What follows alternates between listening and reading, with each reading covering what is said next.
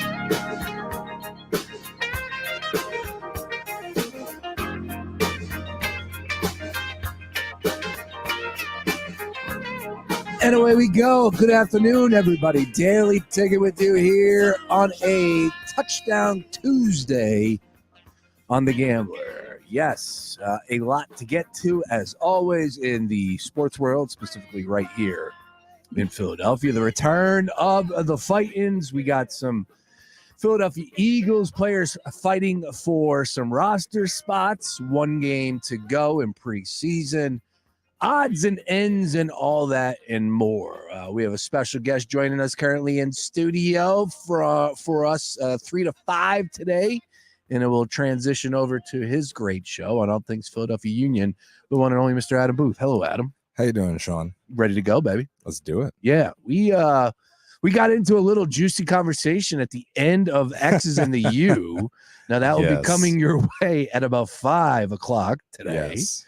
And it is Phillies related, so we will dive into the Phils here. But it was an interesting spur of the moment conversation, so people don't think that we're just making something up for the simple fact that not a lot happening for some as far as top of the head conversations, but an intriguing one that involves Phillies greatness. That's all we'll say. But Adam, first of all, great to have you on a Tuesday, sir. X's and the U. Hey, Philadelphia Union. Big game tomorrow night in Columbus. Huge, massive. I mean, you were talking about we've played a lot of these now.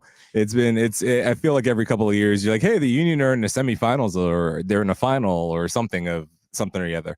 But now you got yourself a Leagues Cup final here, a Champions League spot on the line minimum. Wow. If you win, you at least make Champions League. So there's that. But you get yourself the first major I don't know, depending on who you ask, if it's a major trophy in club history. So. Well, yeah, it's definitely put anybody's, perception of this League's Cup and everything to the side. At the end of this tournament, is a trophy. Yeah, and some cash and a Champions League spot, and, which is huge, but all big. But at the end of this tournament is a trophy, and that trophy case is lonely. There's only one trophy in that trophy case, correct? Well, I mean, if you don't count the Generation Adidas Cup preseason tournament of like 2000 and I believe 14, 15? I don't think we're counting that. Okay, cool. Then it's just a supporter shield that I have the actual pleasure of spending an entire day, similar to the Stanley Cup, where I just went around with the supporter shield for a day before they actually immediately stopped that as an activity. There was a gentleman, I hate to be the poo-poo or the bearer of bad news, Please. but there was a gentleman that tweeted Joe Tanzi a little earlier today, and he said, you want to talk about big games. The Philadelphia Union, depending on what you would classify as a big game, League's Cup semifinal is the 14th semifinal or conference final that the Union had played in under Jim Curtin. No trophies except the supporter shield. That's obviously from Joe. And Peter Andrews checks in. He says 1-6 since 2020 and 4-9 in those games. Not the best record in big spots, but all that is for nothing if they're able to come away with it and get a victory or two here. Now, this is the semifinals, correct? Yeah, this is the Final semifinals. We're in the Final Four. All the other teams have been eliminated. So we're down to Columbus plays Philadelphia, and on the other side of the bracket, a surprising Colorado Rapids will be taking on LAFC and the entire roster of the World Cup winning franchise. How about that? Yeah. Now, the Colorado team have a few Philadelphia Union veterans, players. Back. The man, the myth, the legend. Let me hang on. Let me see if I can pull this. Okay, do this. It's the right back. Yes. Oh, probably one of the more polarizing players in his time with Philadelphia. When the Union, really because when the Union let him go, this was before the Union really had roster stability. Okay, like there was a lot of turnover. He was a good player. He was a good player. I can't come up with his name though. The man, the myth, the legend, Keegan Rosenberg. Thank you. Keegan Rosenberg. Yes. All right. Is Zach at goalie for them? Yeah, Zach McMath is, and Zach McMath, journeyman, and that was a very interesting moment in Union history too, because Zach was the keeper for the Union when Andre Blake was drafted. That's correct. And it wasn't as if Zach was bad. So a lot of people thought, well, what is the point of wasting a first-round draft pick? Overall number one pick, like an overall number one pick on a goalie, which had never been done before. And then they met the Messiah. So, I said this earlier in the pod, and they'll be able to listen to this, but like I feel like we should just allow these people to cook a little bit more often. Like I understand the trophy results aren't there, but they seem to be able to find world-class talent in the most unlikely places. Like, I don't know, the captain of Jamaica. I totally agree with you. And it's funny, we get into these dumb conversations from time to time, and it strikes a chord, and all of a sudden I remember something. Core memories. Well, no, I'm going to take it back just a couple days ago, and it was the previous game that they played where Andre Blake simply won them that game. Oh, absolutely. If it wasn't for Andre Blake, and we have said this many times over how long, that was 14, 15 he was drafted? Oh, yeah. Yeah. All right, so we've said this time and time again.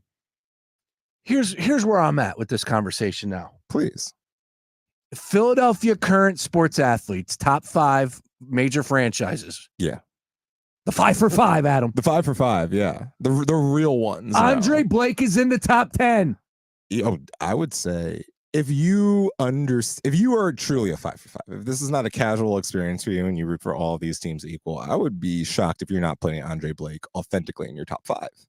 Because it's just in your top 10 of current athletes right now, like let's just say hypothetically speaking, which one has been so intricate in them just being successful than Andre Blake? Well, because we see what happens when he's not there. Okay.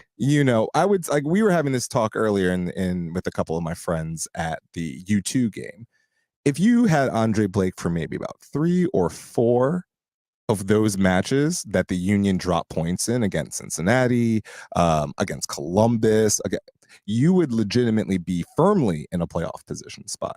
So when everyone was like, if you want to be mad at the lack of depth or a lack of talent at the depth position of the backup goalie, that's a conversation piece. But it is far and away, Andre Blake is the man who stirs the straw. Or he is the straw that stirs the drink that is the Union. And look, it goes to this. I was at the Fanatics Fan Fest, and I'm sure we'll touch on that at some point. Yep. But I was at the Fanatics Fan Fest this past Saturday in New York. And the one player that was representing the Union outside of Kevin Sullivan, because of course they already got that one up, which I found fascinating, was Andre Blake. And it's like, is there not marketable Union stars? No, there are. I mean, they're probably not the same home run hitters as some other teams do, but time and time again, Andre Blake is the person they put on the forefront of this team because, frankly, he is that guy. If you like, he is as valuable to his franchise as I believe any other Philadelphia athlete is to theirs. All right, so I don't want to misquote you. Are you Please. saying Andre Blake is a top 5 current Philadelphia sports athlete right now? Yes. Wow. All Yes, right. I'll give you the list. I was going to say, what is the list then? So, and do not think for a minute I don't know the Flyers. I know a lot about the Flyers. Okay. I'm not putting any of them. I was going to say, who you putting? Yeah, I'm not putting anyone in the top 5. So, like, I don't want that to be like, oh, he doesn't know the Flyers. Like, no, trust me, orange and black till I die. Don't worry about that. Adam Booth is here for that reason. Yeah, he knows all of Philadelphia sports. So, all right? but look, it's obviously you have a combination of Joel Embiid, Tyrese Maxey are on this list. Okay. Then you have Bryce Harper is on this list. And then I would say you could I would say Jalen Hurts is probably the next and more important person. But here's the thing that I have with the Eagles. Okay. If I'm going by sheer talent, there's several Eagles that are above everybody. You know, AJ Brown is elite. You have Devontae Smith is elite. You now have Saquon Barkley, who's elite. But if I'm talking about, dude, we can't include Barkley yet, though. No, you can't include Barkley. But if you're using his history, if you're saying, like, if you're going to talk about, like, look, if you're going to use his Madden ratings alone, I think he's the second highest running back in Madden. I think Saquon Barkley is phenomenal. He's on his way to a Hall of Fame career. No, I'm not going to put him there yet. But obviously, he has to do something in Philadelphia. He has to do something. Correct. But also, I believe is Andre Blake, of all the people I just mentioned, is he not the longest tenured Philadelphia athlete of all these people? Like, has he not been here the longest of all these people? I would say you're forgetting somebody. Oh, it's JoJo, obviously. Like, no. Who am I forgetting? You're forgetting somebody on the Eagles. That's very important. That was drafted when Chip Kelly was here. Oh, we're talking about Jason? No. Who? Please help me. Lane Johnson. Oh, Lane. Yes. Yeah. No, you're right. No, you're right. But the problem that I have with the Eagles is because football is such an ensemble. Like, everyone needs to work for football to work. You know, like, everyone needs to work for Lane football Johnson to work. is Lane Johnson is one of the best, important, if not the best, at his position in the game. But what I'm saying is, do you believe the Eagles are subsequently worse if Lane Johnson is not? Don't be using big words on me. Or substantially. I don't know. Do you feel that the Eagles are that much worse if Lane Johnson doesn't play? Yes. Okay. Well, that's fair. Yes. Then we can have that debate because my argument is Andre Blake's lack of presence in the net for the Philadelphia Union is so glaring of an issue when he's not there. Smacked us upside the head. What they 1-9? So it's something like that without him this year. And it wasn't like the Union weren't playing well. They were in a lot of those games where they're up 3-1 and we're dropping points in Chicago and places like that. So my argument is it's the MVP versus the best player argument. You know, what is the word value? That's the word that's doing the heavy lifting in the sentence, right? Well, if I'm going to say who has the most value to their franchises, who are the top athletes in terms of how they affect their team's performance, Andre Blake is in the top 5. Yeah, for me, absolutely. Because if he doesn't exist on that roster, that's a different team. You know, that's a completely different kind of organization because you saw it, how often he stood on his head. Like, yeah. I would say if we were going to talk about the most amount of tweets the Union have ever had about a single player, not just because of longevity, just because of superhero acrobatics, it's going to be Andre Blake, you know? Now, again, JoJo King, you know, we're not having another conversation. The Sixers are the Sixers with JoJo. And Jalen Hurts has had his impact in all of that. But I'm saying Andre Blake is really, really important to the He ain't Philadelphia nothing Union. to mess with. He's the best. He's the best. Without it, it's not even a question. So it hit me over the head with that game. Yeah. And then, of course, they're showing the stats. When was that game? Friday, Saturday? It was Saturday. Yeah, it was a Saturday game. They're showing the stats, what he was without him. Of course, there were so many saves. How about the one where it was literally, it was like, how did he get his hand on that ball and he brings it back like Spider-Man? And he's been doing this his whole career. He makes the saves that you should make, and he makes 2 to 3 that the most immaculate goalkeeper in the MLS won't have a chance of stopping. It really blows me away that he hasn't been taken from us. To Europe, to those leagues, anything. Like there's 1,000,001 soccer leagues out there in this globe. Of course. I would say the reason Andre Blake is still here is one of the greatest MLS is weird, FIFA is weird stories of all time with Jamaica's FIFA ranking isn't high enough for him to go to a league like this. And I'm just like, what do you mean? Like, so his country is not good enough to allow him to go to a place? Is that what you're trying to explain to me? And now Jamaica, which I 100% believe are going to qualify for the next World Cup. Okay. I'm like, okay, well, are they not good enough now? And it's like, look, Andre is not necessarily out of the prime of what goalies are. Goalies last until their 40s. I mean, you ask any Italian, Gigi Buffon is someone's granddad, and he still could probably get in a couple of minutes in there right now. That's a fun name to say. Can you say it again? Gigi Buffon. Gigi I love Buffon. it. And that's what I'm excited about being an Italian for, the fun names. So he's 33. Yeah. November 21st, 1990s, a 90s baby. So he's getting a little up there, but still, like you said, and for me, this probably is a lock for the Ring of Honor up there. Oh yeah, I think we got, of course, Allie's gonna go up there eventually, definitely. And then anybody else that I'm missing? Oh yeah, the way that we started a fun debate today. Well, hang on, we'll get into that. Do you want to? Oh, okay. Because I want to bring that up with Phillies. No, that's fair. I want to bring you back in the authenticness of the Ring of Honor. I would say, Andre Blake's an obvious. Gazdag is in a real conversation at this point. Like, I gotta say, dude, if you're really gonna have a conversation about, like, Daniel Gazdag has those stats hit you over the head.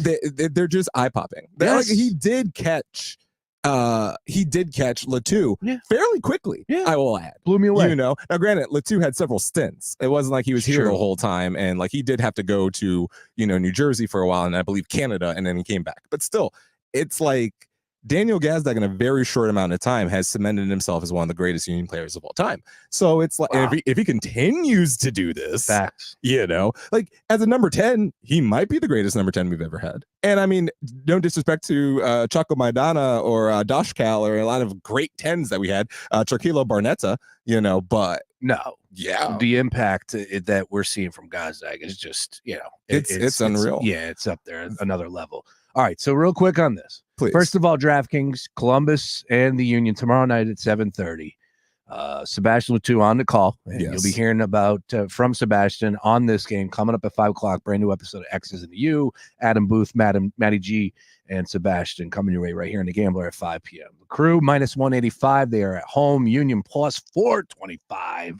Now, this is knockout soccer. So when that is a part of the handicapping, you can get to advance, and for my money, nothing better than wagering on to advance 2-1 plus 200 for the Union to go into Columbus and shock the world yet again. Minus 320 for the Crew to advance. It's definitely more difficult because Ty Baribo will not be available for this game, correct? Yeah, so totally just took wind out of my sails when they said that during the broadcast that he was going to miss this game because of the red card that he took. And I just have such an issue with that. When you get to the semifinals, come on, man. Final Four, can we not pull it for Final Four? Am I out of line on that? Look, first, I think anyone who was paying attention knows those are two of the softest yellow cards, respectfully. Both yellow cards were two of the softest yellow cards you'll see in the game. But on top of that, the incredible irony of, okay, so we gave him a straight red. Then we went back to it and said, not a straight red, just a yellow, but it's your second yellow. If it stayed a straight red, you could have appealed. If it was a straight red card, the Union could have appealed. So you lose him for the game no matter what. Because he was second yellow. But he was already gone. He was already gone. Yeah. So basically, you could have actually appealed if it was a straight red. That's great. But because they actually went to VAR and said, you're correct, that's only a common foul that I feel is a little aggressive, which is going to give him a yellow, but that's a second yellow. That's so Union. Let me say, time for Sammy to come in and, put his folklore into the Union prophecy. This is when, a Corey Burke rises from the ashes and puts himself into, like, every Union fan of a certain age is going to be like, yes, Corey Burke, the same way like Cincinnati fans are like, yes, Kim Caminiti. It's like there's a beauty to this opportunity that is now presented to a few Union people to take his spot. But the thing I'm kind of giggling about is, can you ask yourself, like, 7 weeks ago, if, oh man, Ty Barbaro is not going to be available, that's really going to mess up our plans as the Union. No, like that had no impact. That would have not moved the needle in any capacity. And now it is a, like, oh no, we have a sizable loss. Yes, he's found his groove, scoring goals in bunches, and it's just a huge loss. And it's just one of those deals where, like I said, first of all, we've been screwed up. This was not the plan to open up this show talking 25 minutes on Union soccer, but it's great. I would just say it's important right now. Yeah, I love it. We have been so screwed up with this tournament, and I don't really get caught up in the whole, well, you know what, we're all going to protest this from across the league, and I don't really get caught up in that. I don't think the simple-minded Union fan does either, but it is out there, and I do know of it, so that's part of it. And then all of a sudden, you do see the people that cover the sport, cover the league, and they're poo-pooing this whole deal, this Leagues Cup. And then Messi loses, and now nobody cares, But it's just so odd the way that people talk about this Leagues Cup and the way, like, it projects vibes, and it's unfortunate, but it had a little bit of an impact on me this year. Now, however, here come the Union. We're winning games. We advance. We roll on. You go into Cincinnati. You're an underdog. You lost to Cincinnati in the playoffs. What happens? You go out there and win 4-2. It was unbelievable. Great game. Come home. Handle business at home. Now we're rolling on to Columbus. You got an opportunity against a team that won their 3rd MLS Cup last year. Like, let's go. It's right there before you, and then boom, we lose our best player. Our hottest player. I mean, definitely the hottest player possibly on the continent right now. Wow. If you want to be honest about that, like, he's absolutely scorching earth. Love it. So, I mean, look, I think you still can win. I still think this team's good enough. And, like, this is the thing about this whole situation with the Union, and I'll touch on this gently, because I'm sure, like, 1/17 of your audience truly cares about this aspect of it. The Leagues Cup is a weird thing to have as, now a thing of importance. And I would say, this team, if they win MLS Cup a couple of years ago, then it just doesn't have the same impact. Like, if you already had trophies, like, if you already had more than just an Easter Conference final trophy in your cabinet and a supporter shield, you don't really care as much about this competition, other than the fact that it allows you to go to Champions League, which is great, But I think for the way that this season has gone, and for the way that the fans have approached this season, which has been I won't get into the specifics, but it's been eye-opening to me. It's been a wild ride. It's been an interesting experience experiencing this from a fan's perspective specifically. But if the Union have an opportunity to win a title here, win a trophy, and begin to, if not salvage what looked like to be a dead season, I think this goes a long way in terms of what the future of the franchise is going to be, in terms of how they roster build and how they conduct themselves in the future. So that's where the importance lies in me, is just a team that was not good for a while, that was missing players because of various international tournaments and insert excuse here, now healthy, now with reinforcements, but sold a couple players, but still brought in individuals who were primed to replace those players, and so far have had decent success. I say that, putting emphasis on the next couple of games is really big for the franchise, and it's just, look, all games are big.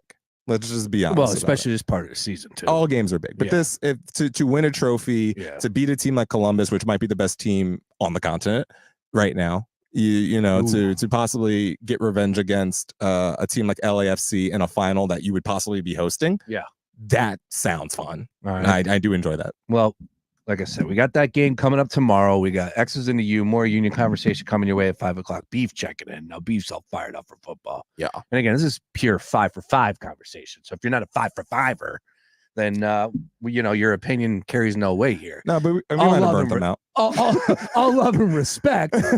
He's like, what sport does Andre Blake play? Now, come on, Beef. I kid. I love Beef. Beef's my guy. We're talking some college football a little bit later tonight. Now, I got to pin you down here, Adam. Give me your players here. You just went team by team. I need a top 5 list. Okay. If you're claiming Andre Blake is a top 5 Philadelphia athlete, yeah. And I see John Jansen coming in right now, so this is a perfect little segue. He'll get set up. He's wearing the right gear. He'll get set up, and then we're gonna get your list. He's gonna get set up, and then when we come back, we'll find out his thoughts. But please, I want to know. Yes. You're like, okay, can you give me the top 5 players right now? Okay. 5 through 1. 5 through 1. 5 through 1. Okay. Number 5 is Andre Blake. All right. So he cracks the top 5. He's 5. But he's 5. But he is 5. Okay. All right. Number 5 is Andre Blake. Yep. I would say number 4 is Tyrese Maxey. Interesting. Yeah. Okay. Because here's the thing. We all know about the Joel Embiid experience, and we all know that there's going to be time where he misses, and we all know that there's going to be moments where he's not great. Mm-hmm. And him being there as a phenomenal sidekick just shows the importance of A, how good Joel Embiid is, but B, how close this team was in a lot of cases, because they have 2 really perennial superstars at that position. He's an all-star. Yeah. Look, I think he should be called up for the next Olympics, but that's just that's anyway. He will. Yeah, or at least get looks at. But anyway. But I would put him at number 4. At number 3, and I've revised this, I would say at this point is Jalen Hurts. Hurts? Yes. Okay. Number 2, Bryce Harper. Harper's at 2. Bryce Harper's number 2 because there's a lot there. Because like I'm leaving Zach Wheeler off of this list, right? And I'm leaving off Aaron Nola off this list. I'm leaving off a lot of guys where I'm like, they're also phenomenal. I would say Bryce Harper is number 2, and I would say Joel Embiid's number 1. Embiid's 1. Yeah, because I would say that the Phillies are a decent team. If Bryce Harper doesn't exist, they get put over the top with Bryce Harper existing. I'm saying Joel Embiid, the Sixers are not good. Now, we'll see with this roster now. But I would say if you use a Sixers roster from a year ago or 2 years ago without Joel Embiid and just saying, let's run with these guys and, Andre Drummond, they're not good. So, yeah. Adam Booth, fantastic top 5. Let's carry it out so I could tweet this out. Please. 10 through 6. What do you got? Okay, let's do this. All right.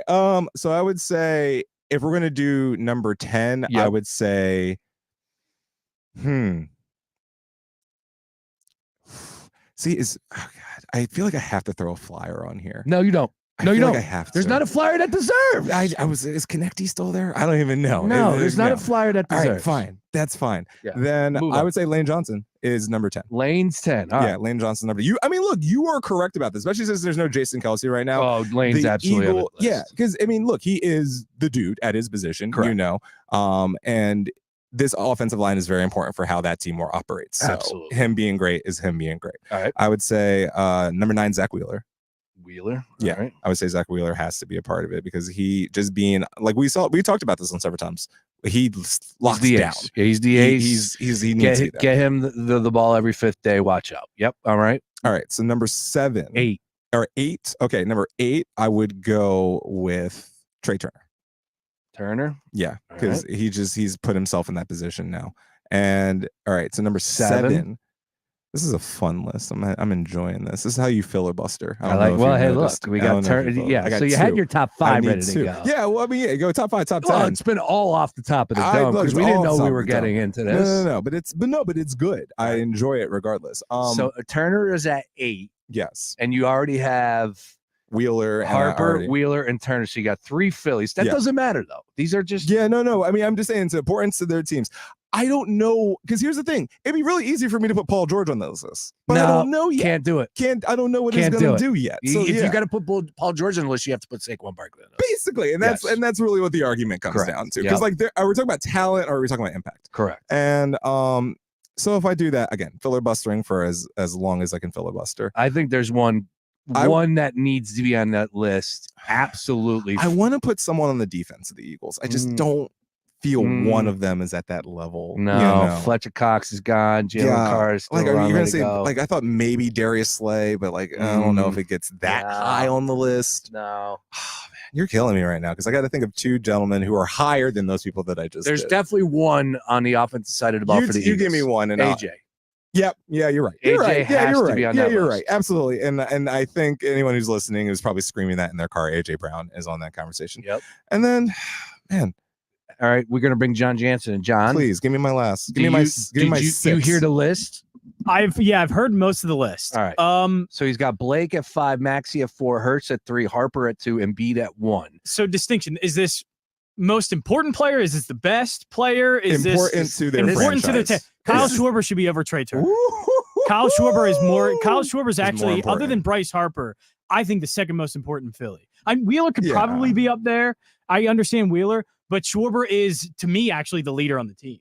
He's the one who does the player meetings. He's the one who is talking. Yeah. He to me is the leader of that team. And then even when the playoffs come around, I think his bat's been one of the most important bats. There's a reason why in Chicago they did well. In Washington, when he went there, they did well. And now with the Phillies, I think he's the lifeblood of that team. He's the one that gets them through playoffs. There's no argument from me on I ain't gonna Schwarber. fight that hard. Yeah. I didn't think about Kyle because it's hard for me to do that as a DH, but it's hard for me to be like, you don't play the field. So it's hard for me to just be like, just your bat alone. But when he talks about leadership, when he talks about, the intangibles like that, hard to argue against. Now, so are you because Turner is the better player. There's no doubt in my mind that Turner's the better player than Kyle. Now, Adam Booth, this is your list. It is your list. So we're not trying to change. But there's spot. Look, I'm a democracy over here. I'm not. This is not a dictatorship. If someone presents me a good argument, I'm malleable to a good argument. I think we have the 10. Yeah. I just don't know if the order is correct. That's fine. All right. And I was. Are there too many Phillies on the list? No. I think the Phillies are perfectly put. Again, no Flyers deserve to be on this list. No. Union, I put one guy, Andre Blake. That's it. Maybe Eagles, Gazdag if I move a couple people up the list. If I put him at 10. Well, then he's the franchise goal leader. No, I mean, come on. No. I would say he has to be top 15.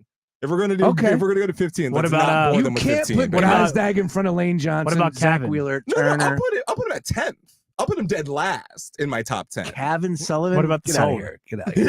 He's very important. He's very important. Hey, important. He's going to bring a lot important. of money to that franchise. All right, that's important. When This is a serious conversation here. When I was at Fan Fest, they had two people representing the union. They had Andre Blake and a life-size Cavan Sullivan. I'm just saying. They had Andre Blake, the hologram. The hologram. They had a hologram of Andre Blake, which the union's esports player got a good time in there with. That was fun. But how long of a line was it to get a picture with Andre Blake, the hologram? Oh, not that long. Yeah, I didn't think so. There wasn't a lot of line for most of it. But Chiellini was there. That was fun. Most of what? For most of the MLS stuff. Okay, it was. But a lot of people playing FIFA. Everyone loves a good FIFA. Love FIFA, And I think I came at an interesting time at the time on Saturday. But yeah, the line for the WWE though. Man, Travis Scott came out. Apparently, he's Rey Mysterio's tag team partner. So there's that. Well, Jansen's a big wrestling guy, so we'll talk a little bit later about Fanatics Fest. Fantasy Fest happens in Key West. Sorry. Because they had two wrestlers next to each other that I found very interesting. I found that there's no way those two guys would get along. All right. No. So here's the deal. Yeah. We're going to put this out there as is and let the people do with what they want. I like that. No editing at all. No trying to think unless off the top of the head list. Unless Adam Booth says, I want to change something right here, right now. Final. I would say final hit the send call. button. You ready? Can I see it? Because the thing is, I don't have it visually in front of me. The irony of not being able to see my own list. because I'm hooked up. Fair enough. Okay. Right. So I would say, Lane Johnson, Wheeler, yes. Turner, Yes. AJ Brown at 7, Yes. Schwarber 6, Yes. Andre Blake at 5, Yes. Maxey at 4, Mm-hmm. Jalen 3, Yeah. Harper 2, Yep. and Embiid 1. Run. You're done? Run with it. That's it. I actually like that list. Run Agree or with it. disagree? Love to get you involved at Fox PHL Gambler. Everybody loves a list. Now, does everybody love a winner? And unfortunately, the Phillies have been struggling, and especially in the month of August here. I am blown away by the records between these two ball clubs. And potentially when you get the schedule and you look at that offseason schedule and you say the Braves and the Phillies on August 20th for a 3-game series in Atlanta, it doesn't get any bigger than that. This is the mediocre series of the season so far for both of these teams. But I don't think it's fair to say that about the Phillies. I'll tell you why. On the other side, we'll also dig into the numbers, talk about the pitching staffs that will be going, pitching matchups that will be going on in these next 3 games. Really excited to see the 3 horses for the Phillies. The Braves are just completely beaten up. No excuses, no rest for the wicked. Get down there and handle business. We'll talk about the Phillies and the Braves on the other side. Plus, we got some NFL conversation to get into. And for all you sickos out there, hand in the air, week 0. Yes, college football kicks off on Saturday. Talk to me, baby. I have a bet. We got bagpipes. There you go. There it is. Bagpipes and drums. Yeah. We're heading to Ireland. I don't want to hear a damn thing about how bad these games are. We have football action back in our lives. And what a story out of Delaware State as they are trying to planes, trains, and automobiles it to Hawaii. Disaster situation. Adam Booth, do you know the Delaware State? The Hornets. Wow. Yeah. Well done. HBCU, my guy. You are the man. Well, I did. Yeah. Well, Yeah. Come on, Bryce. Sorry, I forgot. Didn't know I had a cheat code there, did you? don't go anywhere. Daily Ticket back after this. Get ready to win your way to our 2024 iHeartRadio Music Festival, presented by Capital One, and $1,000. T-Mobile Arena here in Las Vegas, September 20th and 21st. Streaming live only on Hulu. Buy tickets now at AXS.com. One of the most anticipated live music events of the year. You have to see this to believe it. Brought to you by Hyundai's lineup of electric vehicles, electrifying your summer and your journey to the iHeartRadio Music Festival. Fox Sports Radio, The Gambler. Now, total traffic for Philadelphia. Traffic jam 42 southbound off the Walt Whitman down to Creek Road. Westbound Schuylkill Heavy University Divine and Boulevard to Belmont. Eastbound so approaching Girard to South. Vine Expressway headed both ways. Schuylkill to Broad. 95 northbound Jan Girard up to Bridge. All right, to tell it, total traffic. This report is sponsored by Progressive Insurance. Looking for a career you'll love with flexibility, great pay, and benefits, and one of the country's top workplaces? Join their growing team. Go to progressive.com/careers and apply online today. That's progressive.com/careers. What's that sound? That's the sound of Downy Unstoppable scent beads going into your washing machine and giving your clothes freshness that lasts all day long. There it is again. It's like music to your ears, or more like music to your nose. That freshness is irresistible. Let's get a Downy Unstoppables bottle shake. And now a sniff solo. Nice. With Downy Unstoppables, you just toss, wash, wow, for all-day freshness. Everybody! Rita's is falling in love with pumpkin. Get the perfect pumpkin pick-me-up with our pumpkin cold brew frozen coffee, blended with pumpkin cream and topped with whipped cream. Or try our seasonal pumpkin pie concrete, featuring vanilla custard blended with pie chips and pumpkin cream. And don't forget to download our app to start earning rewards on every Rita's trip. What are you waiting for? Stop by today. Be cool, go to Rita's. Be cool, Rita's. Dan owed an unbelievable amount of money to the IRS. I got behind on my taxes. It's a horrible feeling. He was in denial. And when I got those letters from the IRS, you wanted to act like they didn't exist. Finally, Dan turned to Optima Tax Relief, the leading tax resolution firm. A-plus rated by the Better Business Bureau, they've resolved over $1 billion for their clients. Optima got me a settlement with the IRS. These people are really people-friendly. It was every bit of a new lease on life for me. The fast action and the great results made Dan's head spin. I felt like I was in a dream, but it's real. And I have paperwork to prove it. They got the job done, and life is good. For tax help you can trust, call Optima now for a free consultation. If you're worried about what's going to happen with the IRS, stop worrying. Make the call now. Call 800-354-2840. 800-354-2840. 800-354-2840. Optima Tax Relief. Testimonial from an actual client. Some restrictions apply. For complete details, please visit OptimaTaxRelief.com. Don't miss our 2024 iHeartRadio Music Festival, presented by Capital One. Las Vegas, and you're having a good time. Friday and Saturday, September 20th and 21st. Streaming live only on Hulu. iHeartRadio, let's go! Get tickets now at AXS.com. Guess what, people? Wendy's has new saucy nugs. You heard me. Wendy's Nugs now come in 7 saucy flavors.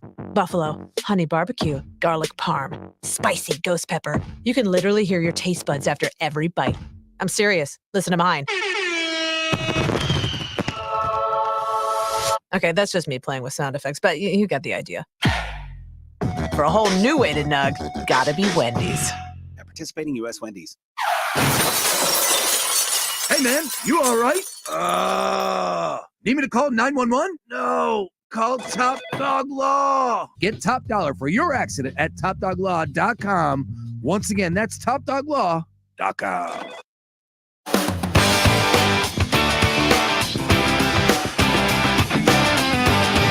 Oh, we're humming here on a Tuesday. Daily Ticket, 3-man booth. Sean Brace, John Jansen, and Adam Booth. And we're putting Adam Booth to work here to kick off the show. He gave us a top 10 Philadelphia current sports athletes, 5 for 5 only. Yeah, so if you don't watch the Philadelphia Union, you don't partake in the beautiful game of soccer. I don't call it football. It's football. All right. You don't take part in any of that. We don't really care what you have to say, but you can have some fun quips at our expense because the timeline is pretty funny right now. Everyone's going, who? What sport? Yeah, have fun. But Andre Blake, a just an absolute beast at his position, has represented the Union for many, many seasons, and on Saturday night, just really lifted the team to victory by snagging so many saves that the normal goalkeepers don't get to. So Adam Booth rolls out his top 10. I just tweeted that out at Fox PHL Gambler. Give us your thoughts, your takes, who we missing, and have some fun with us on that one. Before we went to break, I did tell you, yes, week 0, Adam. Yeah. Kicking off on Saturday. We have the great game between Georgia Tech and Florida State, and I mean it. Watch out for the Ramblin' Wreck, John Jansen. Catching 11, 55.5 on DraftKings Sportsbook here. Noon kickoff. And then I gotta back my Yellow Jackets, I think, right? Oh, everybody's I'm all on the Yellow Jackets. I'm on the Rambling Wreck I'm on the Rambling Wreck this week. And then I'm taking Boston College, who's playing Florida State in week 2. I'd actually go for the Castellanos there. I wouldn't 22.5 point spread. Yeah.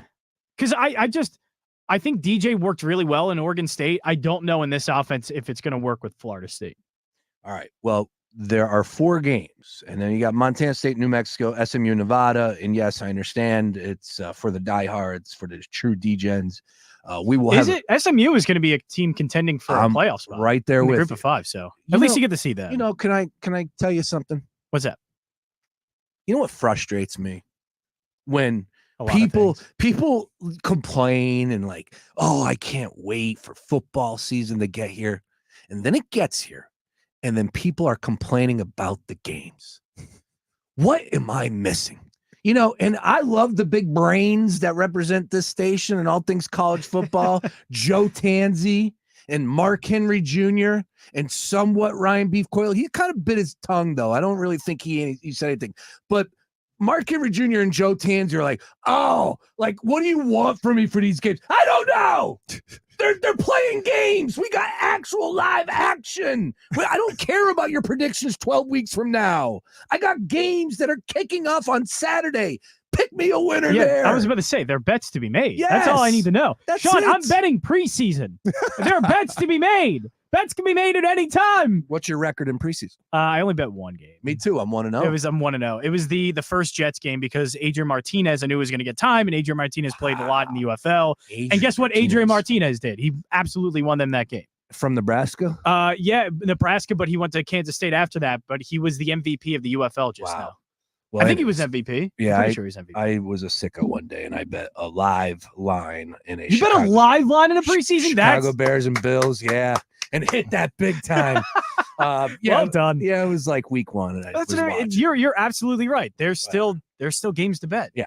Find the bet on SMU Nevada. It blows me away that these guys who are college football maniacs, and then all of a sudden you get to actual games, and it's like, yeah, but not those games. The only complaint I would have is I would want more. I don't care about the quality. Just give me more games. Okay. I think there's only 4. I'd like one on Thursday. Give me one on Thursday. Yeah. Give me one Thursday, Friday. Let's go. Week 0. Make it something here. Anyways, to the big picture conversation with week 0. Delaware State Hornets traveling to Hawaii, and this game is a midnight kickoff here on the East Coast. I believe a 6-hour difference, Adam. I think it's 7. Oh, look at you. I think True it's man 7. of the world. So that's why I went to you on that one. I appreciate that. 38.5 point spread, 57.5 is your total on DraftKings Sportsbook. Now, the reason why we are focusing on that game is because, unfortunately, Delaware State has had some issues getting to Hawaii. Stephen Tsai, who does he covers University of Hawaii football for the Star Advertiser, over 12,000 followers. He said, Delaware State spokesman confirms Hornets missed today's 10.5-hour flight to Honolulu because of a bus snafu to JFK Airport. Quote, we're working on a plan, close quote, she said. DSU and Hawaii football open season on Saturday. Yes, game kicking off at midnight here on the East Coast. So a lot of questions coming our way. First of all, does that have an impact? Of course it does, right? Like, this was the plan. You're getting there at least a day, maybe 2 days in advance here. And then all of a sudden now they're scrambling to find a way to get there. And we know what it's like to just fly from here to Florida, let alone across the country. And then, oh, by the way, across the Pacific. So yes, things are going to be a little bit more difficult for Delaware State.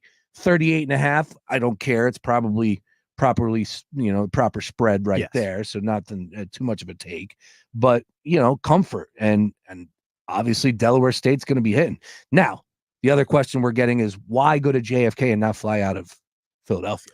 Yeah, let me tell you something about it. Let me tell you something about this airport we have here in Philadelphia. Oh, yeah. It's great. Oh, God, it's the best. Let me tell you. As a person who flies regularly to Europe now these days, it's one of my grand annoyances is the limitations of PHL because it has 2 runways. I don't know if anyone notices that. It only has 2 major runways. Funny you say that. I don't think I've ever noticed that. So it has 2 major runways, and it's built on an active swamp.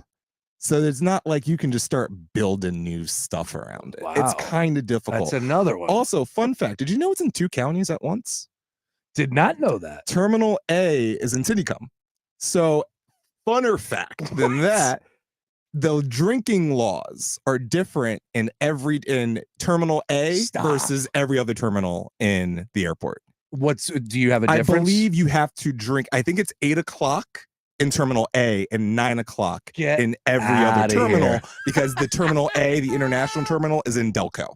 Fun facts. But yes, you can't expand the airport, so you're limited to having all your international and domestic flights come on 2 landing strips, and you don't have a secondary airport that services Philadelphia in a substantial way nearby. Not the same way you have a Newark or a LaGuardia or a Dulles or just a backup airport that can, alleviate some of your, domestic travel. Much of the airport properties in the city of Philadelphia, Terminal A, Tinicum Township. That is hysterical. Also, Delaware County. Is in Delaware. So yeah, one part of your airport's in Delco. I don't think I've ever heard of Tinicum before. No, it's because it's the airport. It's because it's the swamp.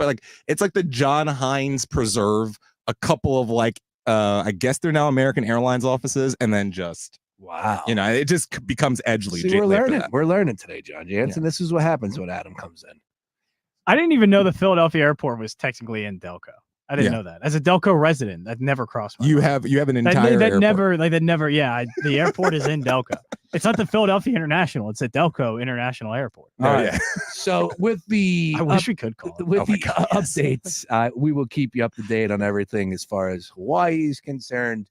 But I do want to plug it again. We'll be live on our YouTube on All Things Socials tonight, 8 p.m. It is the Week 0 War Room. Yes, I'm putting the boys to work. I said, I don't care. You want to give me your predictions? We could do that at the end, but I want some plays. So 4 games in action going down on Saturday. Hey, look, I got a fantasy draft that, the boys get away for the night. We are able to go over our friend's crib. We've done this the last 3-4 years. And yes, a lot goes down. Let's just put it that way. And football will be on the television screen. We'll be wagering, having some fun, regardless of who's playing in action. So looking forward to that on Saturday. fantasy conversation with Roy Burton was fantastic yesterday. Podcasted at foxphlgambler.com. All right. A lot going on in hour number 1. Let's keep it moving and let's get on over to the Phillies here, John Jansen. Big game tonight or not? Now, both of these teams have been, I guess we can define them as mediocre in the month of August. I don't think that's that's fair. That's outrageous to say. 8-9 for the Braves, 8-8 for the Phillies. And it's just frustrating from a sports fan where it's like, you know what? I just wish this series would mean a little bit more, but no fault to their own. Of course, the Phillies are handling business. They're winning games. I think they got the best record of baseball, if I'm not mistaken. There, tied for, yeah. Yeah, but the Braves have been just dealing with a god-awful amount of injuries. Tonight, speaking of those injuries, they're rolling out Reynaldo Lopez, who is off of the DL. He was activated, I want to say, on July 29th. So he's had a couple starts. Nothing too crazy, though. I don't know if he's going to be on a pitch count, but anyways, plus 130. Zach Wheeler on the mound at minus 155. 8 your total. Jansen, I'll start with you because of the day off for Bryce Harper and JT on Sunday. Oh, my gosh. Do we automatically look at those guys that have a big game? Because you know what? They got 48 hours of rest versus everybody else. I just want people to stop talking about, you should have played him. It was a rest day. Like, can we? It's 162 games. 162. Sean, did you for see, one game? Did you see what that? For one game. Did you see it's against the Nationals. Figure it out. You don't need those guys. Did you see what the dude from the other radio station tweeted out? I've seen everything. To make a big deal, everybody makes so much a big deal out of all these moves that Thompson makes. Like it's like the end of the world if they don't win this game against Washington. You got to grab the bat. It's a game against Washington, the 4th game of a 4-game series in the middle of August. You have the best record in baseball. Take it easy. Yeah. I know they've been bad. By the way, winning 4 straight games isn't an easy thing to do in baseball. I know we make it seem pretty easy. That is something they haven't done in quite a long time, winning 4 straight games. I know they lost the last game against Washington. 4 straight was a good thing. And now they're in a good position again to still be at the top of the National League. Correct. But to just go overboard on Bryce Harper and Trey Turner, who have played just as much baseball as anyone else. Trey Turner, I know, got hurt, but since he's been back, I think he's been playing a ton of baseball. Bryce Harper's been playing a ton of baseball. I am okay with letting those guys have 1 game off. It's okay. You are, but a lot of people aren't. I don't know.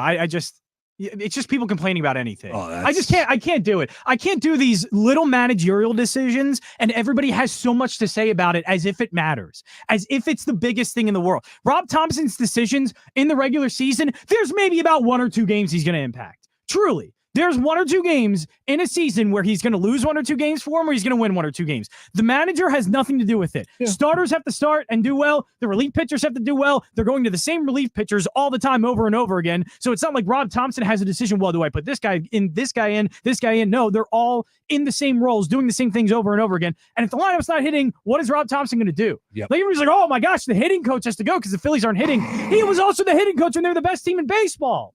Just relax. The coaches mean almost nothing in this. All Rob Thompson matters is, are the vibes good? Are these guys comfortable? Are these guys comfortable enough to figure it out? Is Kyle Schwarber comfortable enough to call a players meeting and to talk with the players and fix things? Rob Thompson's locker room is completely fine. These stupid little decisions that everybody is so hung up on, they mean absolutely nothing. Truly nothing. Some would agree. It means nothing. But Adam? Look, I'm here with him, and I think the emphasis on this comes down to I think a lot of us are still bored. Yeah, like I think a lot of us are still trying to fill a little bit of content there because it just the Phillies are head and shoulders above what I think most people could have predicted at this point in the season. If you sat me down in March and said, what do you think the Phillies are going to do? If I said we were going to be 7 games up on the Braves in August, I'd be like, yeah, no, probably not. Yeah. But and look, I think to put a point on what you're saying there, Brace, about the fact that this series doesn't have the viscosity. We're not even the write-up for big series for the week on MLB.com. Because and a lot of this is due to the fact that the Braves are not the Braves right now. Correct. And that's a shame because this season could have been a whole lot of fun if you had Ronald Acuna here, if you had Spencer Strider healthy the same season. Because look, the Atlanta Braves are set up to be great for another 10 years after this. Like, True. That's how that is. And you could have had a firm grasp on the best rivalry in Major League Baseball. Like Braves Philly is right there because it has every element of being like what everyone wants the Yankees and the Red Sox to be again. It has every element of that. So it's unfortunate about that. And the Phillies should take care of business because they are right now at the moment a better franchise. And I give the Braves a lot of credit for still being in this, because I ton of credit. I was about to say it's ton of credit. They have a 50 plus 50 run differential. They're still winning games. They're still 10 games over 500 with everything that's happened is pretty remarkable. And especially seeing a lot of guys that are playing are having down years. Exactly. So it's pretty remarkable that they're still in the conversation for wild card and who knows? Any team in the wild card can do something, but literally it's remarkable. That, So I think you're dealing with the situation, which is sometimes guys need rest, and similar to the kind of conversations we had with the union earlier. It's weird for me to question a man who went to an NLCS a year ago and was about a couple of pitches away, and Craig Kimbrell not being Craig Kimbrell away from going to the World Series prior to that. And, like that guy has a resume. Like it's he's one thing I proven. can't stand about any of this is that Rob Thompson will never get credit because the team's too good, I guess. Because it's like all Bryce. Rob Thompson never gets credit for any of the wins and how great the team is doing. But every loss is solely on Rob Thompson. It's every single time. It's like Rob Thompson's the reason they lost because the lineup wasn't good enough. The relief pitchers weren't good enough. He put the wrong starting pitcher or something out there. I have no idea. But he never gets credit for how good this team is. This is not like X's and O's. It's not like I could see a Sean McVay scheme or a Mike McDaniel scheme or Kyle Shanahan scheme and go, that's the reason why they're winning, because it is reasons why those teams in the NFL are winning. But Major League Baseball doesn't have that. Yeah. Like it's not like I'm going to credit Rob Thompson for an approach they have to the plate. Yeah, as a team, you can fix those things and try and figure those things out. But most of the time, are you really going to tell Bryce Harper what his approach to the plate is going to be? No, he already knows. This guy has been a 10-something year veteran. Yeah. The guy is what he is. And so Rob Thompson, really the only thing he is doing is making sure these guys are focused. The locker room has good vibes, that everything is kind of on the right track. And Rob Thompson is one of the best, I think, in Major League Baseball doing that. That is one of the healthiest locker rooms in all of baseball. Well, tonight, Rob Thompson and your Philadelphia Phillies back in action. And look, like you said, putting everything to the side, this still is an Atlanta Braves team that you're going to get the best out of. They're at home, and they still have some talent down there. They're still fighting. They just won their last 2 series, so that's something to at least put into their equation as far as handicapping the games are concerned. We'll talk a little bit about the pitching matchups. Let's dive into what DraftKings has to offer from batting props, all of that and more. On the other side, a 3-man show. I love it. We're trying to educate the masses on Andre Blake, one of the great Philadelphia current athletes right now. Trust me when I tell you this guy deserves to be on that list. And again, the caveat is, and I love and respect anybody and everybody out there, but if you are not a 5 for 5, I don't give a damn what you got to say. All right, having some fun with a list on a Tuesday. It's the Daily Ticket. Phillies and Braves breakdown on the other side. Back to this. If you can wager on it, we're talking about you it. should It's know, the brought to you Gambler. by Comcast Business. Hi, it's Greg Karen. I'm the president and CEO of the Philadelphia Convention and Visitors Bureau. We're kind of a highly specialized economic development agency. We are the official tourism promotion agency for the city of Philadelphia globally. The way I like to refer to what I do is the way I was trained years ago, is to talk about what's the end result of what we do. I ask people to think about what it's like when they are walking in this middle of Center City and WrestleMania fans are running up and down the streets, or during the Army-Navy game when the entire city feels like a campus of West Point or the Naval Academy. And even more simply, people don't notice it until we talk about it. But just that feeling when you see people walking up and down Market and Chestnut in the streets of Philadelphia wearing hang tags and name tags with whatever association they happen to be with, and really is a major driver of our economy in Philadelphia and in Southeast PA. And the richness of our culture, diversity, history, the gastronomic scene, all those things that make this such a wonderful place to work, make it an extremely attractive destination so that when people come here, they truly do feel the richness and diversity of our city, whether they're here from a professional event, a fraternal event, a sporting event. The backdrop of the city and the richness of the city all make it an extraordinary value proposition for planners of these big events. Our website is discoverphl.com. Comcast Business, the complete connectivity solution, cybersecurity, internet, and mobile, all from one provider. Comcast Business, powering possibilities. It's the Marketer's Report.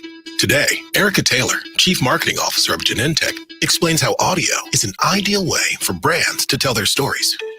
Everyone is listening somewhere, somehow. I think that there's something deep in all of us that enjoys listening to and telling stories. When I think about what we do here at Genentech, we do a lot to actually tell the broader story of our company and the legacy that we stand upon. 45 years marketing more than 40 medicines over that time period. And we celebrate that in story form, in audio format. It's a great way for people to learn more about what we offer and to be educated in an easy and convenient way. As the #1 audio company, iHeartMedia gives marketers access to all. Every audience, live conversations, trusted influencers, and the insights and data you need to grow. Not just a media company, iHeartMedia is your access company. If you're a marketer, go to iHeartResults.com. When you switch and save with Progressive, you could use that money towards going to see your favorite team in the playoffs. Progressive cannot guarantee that you can go see your favorite team in the playoffs. Drivers who switch and save with Progressive could save hundreds on average, but we cannot guarantee that your favorite team will make the playoffs or even finish with a winning record. They could easily lose more than half their games and finish in the cellar because they stink badly and haven't made the playoffs in years. Savings? Very possible. Playoffs? Highly doubtful. Switch and see if you could save at Progressive.com. Progressive Casualty Insurance and Affiliates. Not available in all states. We cannot be held liable for your favorite team's terrible and frankly embarrassing performances now or ever. 9 out of 10 hiring managers are having difficulty hiring. Robert Half is here to help. Their recruiting professionals utilize their award-winning AI to connect businesses with highly skilled talent. At Robert Half, they know talent. Visit roberthalf.com/talent today. This is former Notre Dame quarterback Brady Quinn. Here's what's trending from the iHeart Sports Network. Presented by Progressive Insurance. The Phillies will try to extend their lead in the NL East tonight. They'll visit second place Atlanta. That'll open a 3-game series there. Zach Wheeler takes the ball for Philadelphia. Flyers forward Ryan Jansen will reportedly file a grievance after he was placed on waivers today for a breach of contract. And Oklahoma State football players will have QR codes on their helmets that are linked to the school's NIL fund. I'm Scott Davidson. Progressive makes bundling easy and affordable. Get a multi-policy discount by combining your motorcycle, RV, boat, ATV, and more. All your protection in one place. Bundle and save at Progressive.com. That's Progressive.com. Fox Sports Radio, The Gambler. Now, total traffic for Philadelphia. For Jam, the Schuylkill westbound University Divide and then Crawling Boulevard to the Conshohocken curve with a crash. Eastbound jam Blue Route to Belmont and approaching Girard to South. Vine Expressway westbound backed up Broad to the Schuylkill. Eastbound tied up Schuylkill 95. All right, to tell it total traffic. This report is sponsored by Allstate. Some people just know the best rate for you is a rate based on you with Allstate, not one based on anyone else. So if you drive safely, you could save money. Good to know. Visit allstate.com or call for a quote today. Hey, if you're listening to me right now, I have one thing every business needs most: attention. Think about it. We swipe and scroll past stuff all day, but when we're driving, cooking, working out, we're also listening. That's the magic of audio at iHeart. We're in your next customer's ears while they're living life and listening, just like you are right now. So get your customers to listen up today using radio, digital, and podcasts. Call 844-ADD-HELP-5. That's 844-ADD-HELP-5. I'm John Walzak, host of the new podcast, Missing in Arizona. And I'm Robert Fisher, one of the most wanted men in the world. We cloned his voice using AI. In 2001, police say I killed my family and rigged my house to explode before escaping into the wilderness. Police believe he is alive. Join me. I'm going down in the cave as I track down clues. I'm going to call the police and have you removed. Hunting. One of the most dangerous fugitives in the world. Robert Fisher. Do you recognize my voice? Listen on America's #1 podcast network, iHeart. Open your free iHeart app and search Missing in Arizona. When you switch and save with Progressive, you could use that money towards going to see your favorite team in the playoffs.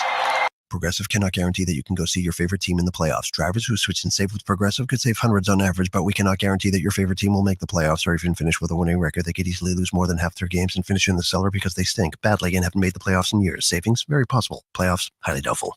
Switch and see if you could save at Progressive.com. Progressive Casualty Insurance and Affiliates. Not available in all states. We cannot be held liable for your favorite team's terrible and frankly embarrassing performances now or ever. Meet Cheryl. Hey. She's on vacation and lost in the moment. Unfortunately, so is her Chase debit card. It's got to be somewhere. Maybe she lost it at salsa night. These skirts should have pockets. Or maybe she lost it at Pilates. 3 and 2 and... But she's not worried. With the Chase mobile app, she can lock her card till it turns up. Tools that help protect. One bank that puts you in control. Visit chase.com/checking. Chase, make more of what's yours. Chase mobile app is available for select mobile devices. Message and data rates may apply. JP Morgan Chase Bank, N.A. member FDIC. At Lowe's, save big every day when you buy in bulk. Save 10% when you buy 1 pallet or more of select shingles. Plus, save 10% when you buy 68 or more select OSB sheathing. And if you find a lower price in-store or online, we'll match it. Because Lowe's knows savings. Lowe's knows pros. Selection varies by location. While supplies last. Discount taken at time of purchase. See sales associate for details. Exclusions and terms apply. Learn how we'll match price at lowes.com/lowest price guarantee. Your home for Villanova basketball is WDAS and WD27 3D, Fox Sports Radio Philadelphia.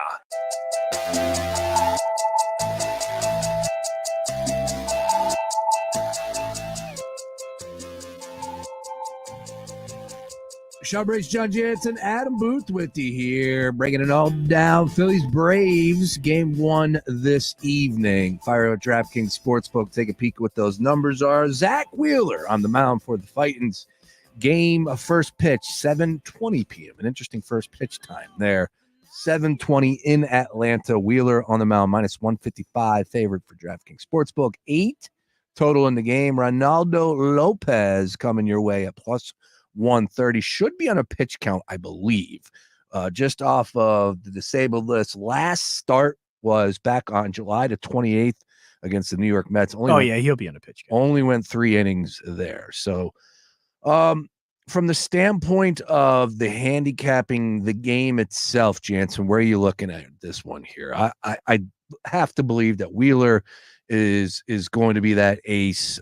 He had a little bit of a lull there, so I think this is where he's going to start to bounce back and really show you that he is that number one. And of course, you get the September baseball lookout. But I think tonight is a big game in Atlanta, and the Phillies do know, right? They're up 7 right now in the division, I believe. Yep, up 7. So they know if they handle business down in Atlanta, they could return or move on to the next series with a double-digit lead in the division. So all 3 of these games are huge, of course, for both teams. But I'm going to give the edge to the Phillies here. I like them at minus 150, 155.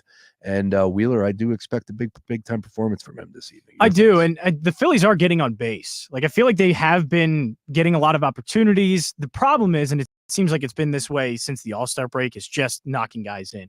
But I do feel like I think the bats are getting a little bit better. Guys are starting to get out of whatever funk. It's not been, this huge kind of upswing like I'm hoping it will be, and I think it'll eventually get to. So it's not there yet, but it does seem like they're getting out of it a little bit. It doesn't feel like that 100% at times, and I know the last game doesn't make it seem like that, but they didn't win 4 in a row, and 4 in a row is pretty good. And I think the Saturday game was a good example of them kind of just simplifying things a little bit. They really were able to score 5 runs, mostly just off of singles. So I do like that they're getting on base, that they are trying to make sure that they're knocking in those opportunities when they do get them. It's not, again, 100% back, but still it's better than I think what the Braves are right now. And Zach Wheeler is in a better spot than Ronaldo Lopez, because as you just said, Lopez is probably going to be on a pitch count. Zach Wheeler, no pitch count at all. And he should be able to take advantage of what is a very beat up and not healthy Braves lineup. So yeah, I like the Phillies a lot. It's hard sometimes to have faith in that lineup and have faith in that offense, but still with the pitching matchup the way it is and the opportunities that they get. And even minus 155 is kind of short for a Braves team that isn't playing all that well. A Phillies team that just won 4 in a row and only just lost their last game in a 4-game series. It's minus 155. I think I saw the number. That's kind of short for a usual Zach Wheeler start.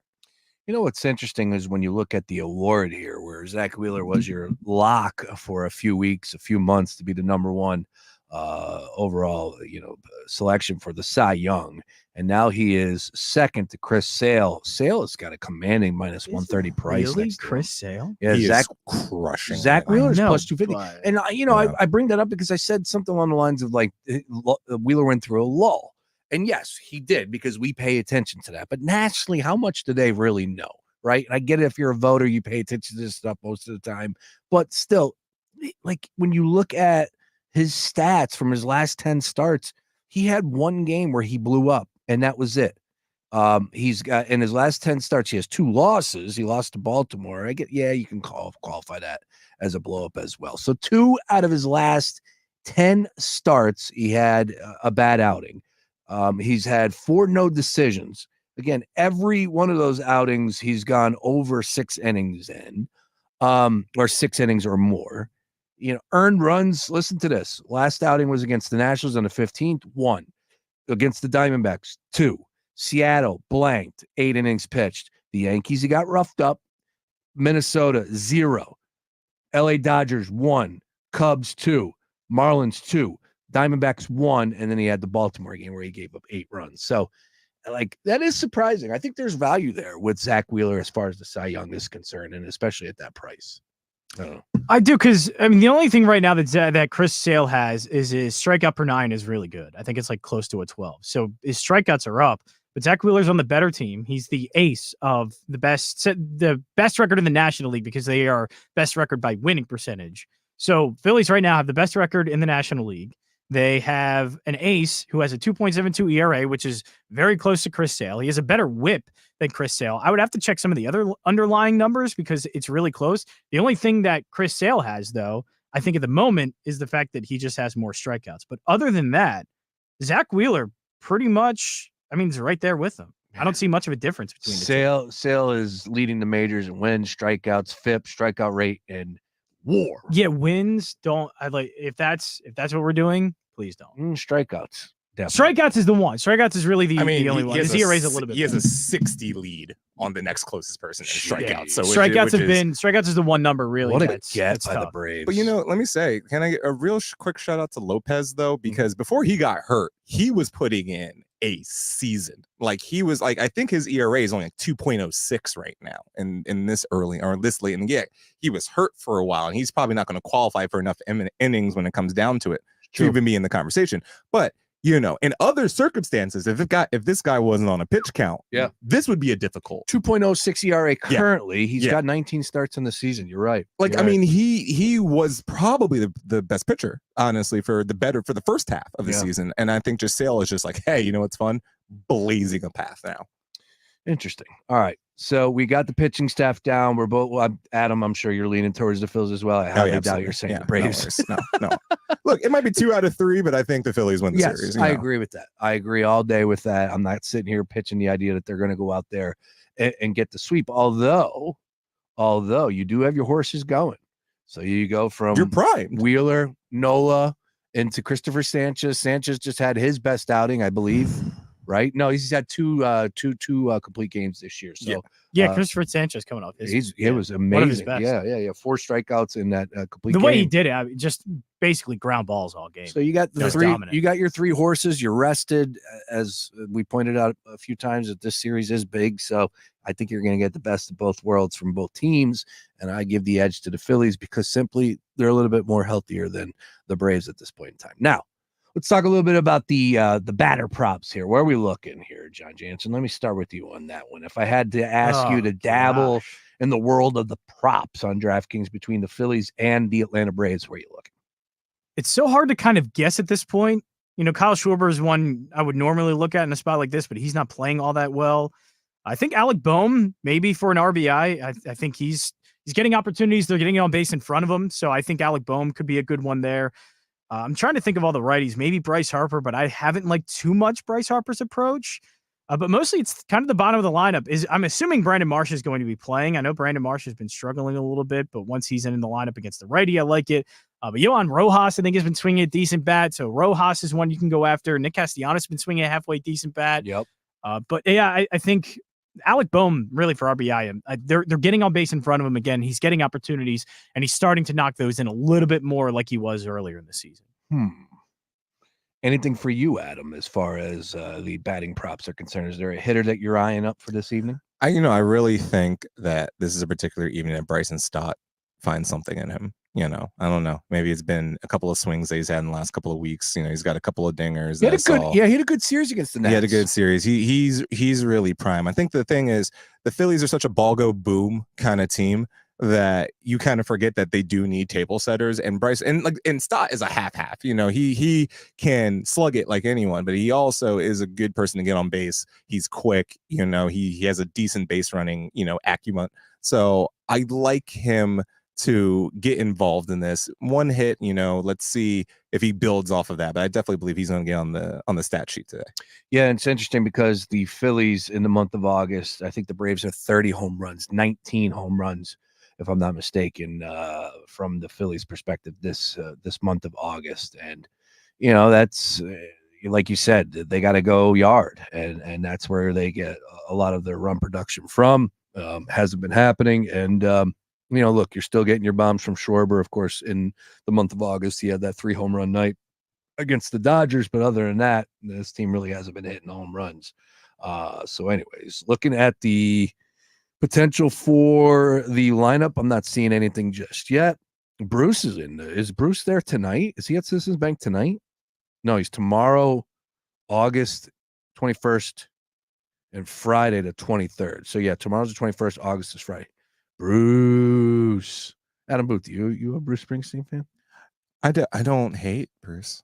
If that's my answer. He's all right. I'm not against. I'm not against Bruce. I like him as a human. I think he the person is a pretty dope person. Like Yes. I've followed a lot of what he said about a lot of I'd see a different Bruce subjects. show.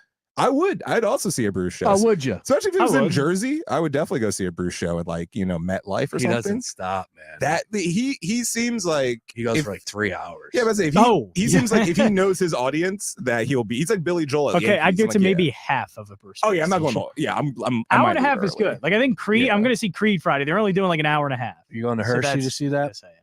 I might go to I'm Hershey to see so Post excited. Malone. Oh, nice. Yeah, he country apparently- Post Malone guy. This yeah, is yeah. I love his career arc. It's been so fun to just watch him touch every genre that's ever been a genre. It's been like, oh, okay, cool. You just want to start Has he in done hip-hop? rock yet?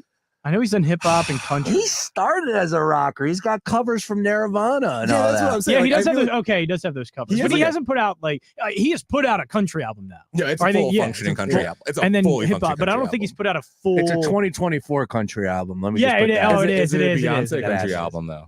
Beyonce is a true country album, Yeah, but Post Malone is not. everyone hate on Beyonce. I'm like, she's from Houston. I Yes. think she has at least a little bit of It's authority over country Beyonce. music. Yeah, is. Beyonce. Come on, man. I Yeah. have been speaking of real country albums. I've been listening to the Sturgill Simpson album like God, crazy. Sturgill- This past Sturgill is He incredible. is nuts. Yeah. He's so good. And then I saw that he put out a live concert video. That's one of the coolest. He does even some Grateful Dead like Yes, he teases and does. stuff. Yeah, he's Yes, a he big Grateful does. Dead guy. Yeah. So yeah, it's he was a great concert. He's At least seeing the an live video. unbelievable. Yeah, great talent and voice. Yeah. Not to connect the dots there. That's my mom's John Mayer, my mom's favorite. Every time John Mayer is does a thing, unbelievable. Yeah. And I get so much grief every time I talk about how amazing of a guitarist he is. He's not that good. Yes, he is. No, John Mayer John is Mayer an slaps. amazing guitar. Sturgill's coming to the Met back-to-back Whoa. nights, Tuesday and Wednesday. When's that? November 12th and 13th. I'm seeing. Are we going? I just wrote an email saying I need Sponsored. tickets. Yeah, exactly. Sponsored. All right. So again, I'm not seeing a lineup. Is there a lineup out? Not yet. Not for the Phillies. I don't know what's taking. I know the Braves lineup is Well, out. it's- Is it because it's on 7:20. TBS? Are they like having a rerun of Friends before the game or something? That's the reason. Yeah. Why. Yeah, it's on that. Do they still have all of their games on TBS, or is it just No. select games now? Select games. Okay, because when I was a kid during It's national summertime, stuff, that yeah. was so weird. Mm-hmm. It's like, why are the Braves on in Massachusetts? And it's like, yeah. All right. Again, full card MLB action here, and paying attention to some of these series and especially some of these games that have been happening. A lot to look at because obviously 6 weeks left in the MLB season, regular season. So, of course, we're going to see a lot of teams playing games that they need to win for division champions, and of course cashing some of those future bets, all that and more. The Orioles and Mets played a pretty good one last night. Walk off by the Mets. Of course, Powers likes to hear that one. Brew Crew and Cardinals is Thank a good you, one. Sir Anthony Dominguez. By the way. Yeah, how about that? Oh my god, How about that? I get so many texts from my Baltimore friends being like, "These guys are terrible." Just like they'd be like, I Soto just comes couldn't in, believe Sir it. Anthony comes in, like Kimball comes in. Oh, They're like, yeah. "These guys are terrible." I'm like, "Yeah." Think if anybody wants to argue about how bad the Phillies were during the trade deadline or they needed to do more, Baltimore is in probably a better window at this point to win because they have so many young players and they have this core that's together and they're all on their, first MLB service contracts. So all of that is there. And all they had to do was fix the bullpen. Probably the one that wouldn't cost the most. It costs a lot for starting pitching, costs a lot for an elite bat. For relief pitching, good relief pitching, it costs a good bit, not that much. And Baltimore's answer to their bullpen problems were Soto and Sir Anthony Dominguez. And then in the offseason, it was Craig Kimbrell. That was their fix. If I'm Baltimore fans, I am so mad Oh, yeah. at that haul. Phillies, you can't be. Phillies really didn't need all that much. Phillies got what they needed, and that's it. They didn't go overboard, which is completely fine with me. But Baltimore did absolutely nothing to fix what is their most glaring issue, and that's bullpen pitching. And they did it with a bunch of I can fix him kind of guys. Not guys that were like at their peak at the moment. But guys that the Phillies actively said, I don't know if we can fix them. Yeah. Like, I'm done trying to fix Sir Anthony Dominguez. I'm done trying to fix Soto. And Baltimore said, yeah, we got it. We can do it. We'll figure it out. From here. We don't need to win immediately. No, we can take some projects. I like the Yankees to win that division. Me and Luke and I are going head to head on that one. I'm staying with the Yankees. He's got Baltimore. And Yankees also have some bullpen problems. Yeah, the Yankees have plenty of issues, but the thing that drives me to them the most is Aaron Judge and Juan Soto are two of the greatest bats on the planet right now. And of course, they still got Garrett Cole, which is an ace when you need him. And oh, by the way, it feels like the Yankees should be down by 5-6 games in that division, and they're not. And they're dead even. So I just feel like it's the Yankees season. But where is Giancarlo Stanton? Just out of curiosity. He was hurt, as usual. Yeah, I know he was. Is he still hurt? I honestly don't know, because I'm just like at this point. I don't if he know, comes back the in any spotlight capacity, has solely been on the fact that Judge and Soto have been absurd. Because absolutely absurd. If you asked me like 4 years ago, if you have a lineup of Soto, Judge, and he's Stanton, back. He's back because he's definitely back, but I don't know if he's. Is he just hitting the Mendoza line? Because that also could be. He occasionally does that. He goes real cold sometimes. This year, 242. He's got 20 bombs, 52 ribbies. He has played in. That's good. That's not bad. 83 games. I mean, the average is down, but if the OPS isn't terrible, it's like an okay season. But this is a guy who used to hit 50 home runs. So, Judge is having a stupid season again. It's stupid. The fact that he came through the system is my favorite part of it. Whatever Yankee that comes through the system that good. Whatever you could say, it's still not enough of the season that Judge is having. No, like we're talking about the slash. They were talking. I caught this video. Who was it? Who did that? Was it ESPN? I forget. It was somebody from a big time channel. It was like, wait a minute. I don't think you really know how good he is. Yes, it was Himbo from ESPN. Yeah. He's a big stats guru guy. And he just went into the slashing numbers and he talked about, from the standpoint of with those the on base and the slugging and the batting average, who are the greats when you think of those numbers. And he's like, yeah, the average, boom, this is what Judge is doing. And it's just like, we're talking about the best of the best. Bonds.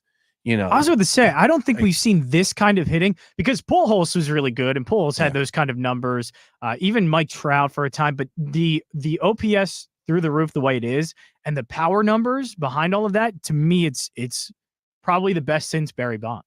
In any other time, and he's not Barry Bonds. Obviously, Barry Bonds' numbers were. If you look at Barry Bonds' numbers, they're ridiculous. But I don't think we've seen a player like this since Barry Bonds. No, I'm saying in any other time period that Aaron Judge exists, he's the biggest superstar in sports, at least on this continent. To imagine be that guy for the Yankees. You are the number one slugger who's putting Mickey Mantle's records on notice for the Yankees. Like this is like Derek Jeter on steroids here, people. Like this guy should be the biggest star in baseball, and they almost lost him. Almost lost him. That's the craziest thing. But then there's that guy. He was over a San in LA. Francisco Giant for like a hot minute. Yeah. Shohei is doing. He's on. Shohei possibly could be potentially the first 50-50 player ever. Yeah.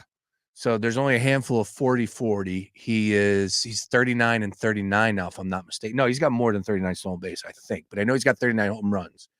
He's going to get 45-45. Yeah. If he gets Casually. to 50-50, I just look. This is a golden age of baseball, and I don't think enough people are appreciating it. Oh, spot on, Adam. Absolutely, couldn't agree with you more on that one. Look, and as you're saying, we're touting, no pun intended, Shohei Ohtani there. Mookie Betts, he's one of the better slashers of all time. Freddie Freeman, one of the better hitters of all time. There's just great players in the league right now that should be getting a hell of a lot more attention. Instead, we get caught up with whether or not Mike Trout gets hurt or not. In a time when pitching, and I love Trout, but it's just a reality. No, but in a time where pitching has never been better too. Like it's the catcher, it's the kicker of pitchers are never throwing harder. They're like the average slider is like 92 miles an hour. Like, are you kidding me? Like in what era is that 92 mile an hour slider not just a mutant pitch. Yeah, And, where you Major know, League Baseball had to actually change rules to get offense going again. They had to make the bases bigger so they can get more offense. It was like all this, legitimately that we were dealing with mutant pitchers. Like I saw a coach, this kid, he's a coach at some training academy, threw the ball 107 miles per hour. Yeah. What? No, wait, did you see Chapman? Chapman threw 104 in a game. Stupid. He's mid-30s. Yeah. Like, he's not young, and he's still, like, he's throwing faster than he did with the Yankees. Yep. Like, it's crazy now. It really is. All right, look, we're hitting on MLB. Get involved in the conversation at Fox PHL Gambler, at Fox PHL. One last crazy Aaron Judge stat. He's about to end his third month with an OPS of 1.3 or higher. That's stupid. It's, like all right. Three months of that for the New York Yankees. You're right, for the New York Yankees. If it wasn't for his bad start, Aaron Judge, by the way, only had like an 800 OPS by the end of the first month and a half of baseball. Judge was your favorite to win the AL MVP coming into the season, of course.